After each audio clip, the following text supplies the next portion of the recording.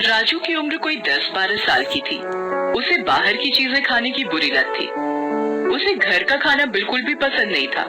उसके mummy papa उसे लाख समझाते, मगर उस पर कोई असर नहीं होता था। एक दिन राजू स्कूल से घर आया। मम्मी मम्मी, मुझे भूख लगी है। बैठो, मैं अभी तुम्हारे लिए पोहा बना देती हूँ। नहीं, मुझे पोहा नहीं खाना है। तो फिर केले हैं, सेब है, खा लो।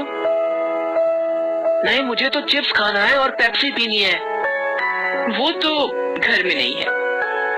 तो लाओ, पैसे दो, मैं बाहर से लेकर आता हूँ। इस तरह राजू ने घर का खाना नहीं खाया और माँ से जिद कर पैसे लेकर बाहर चला गया। उसी शाम माँ ने पराठे और आलू गोभी की सब्जी बनाई थी।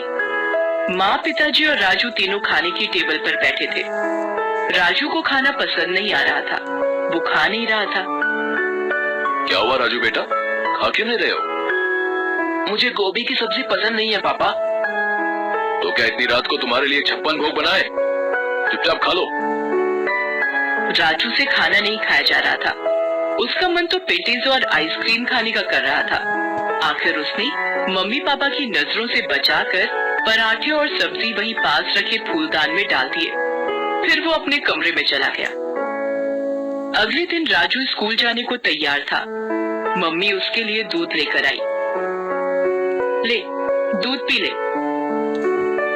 नहीं, मुझे दूध पसंद नहीं है, मैं नहीं पीऊंगा।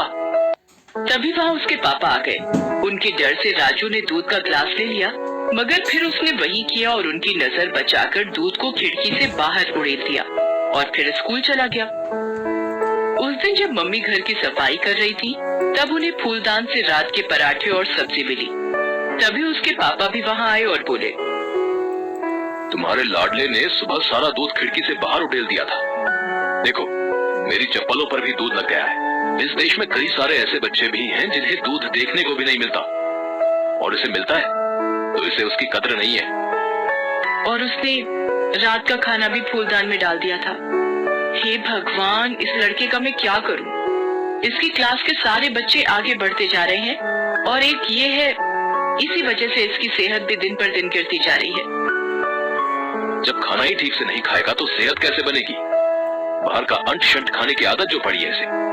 ए जी, आप कुछ कीजिए ना। अब मैं क्या करूं? राजू कोई दूध पीता बच्चा तो नहीं है जो मैं जबरदस्ती उसके मुंह में खाना ठूस दूं। हो सकता है उसके स्कूल की मैडम हमारी कोई मदद कर सके। ये सोच मम्मी पापा अगले दिन राजू के स्कूल की मैडम से मिलने गए और उनसे अपनी समस्या बताई। समस्या तो गंभीर है। ठीक से ना खाने पीने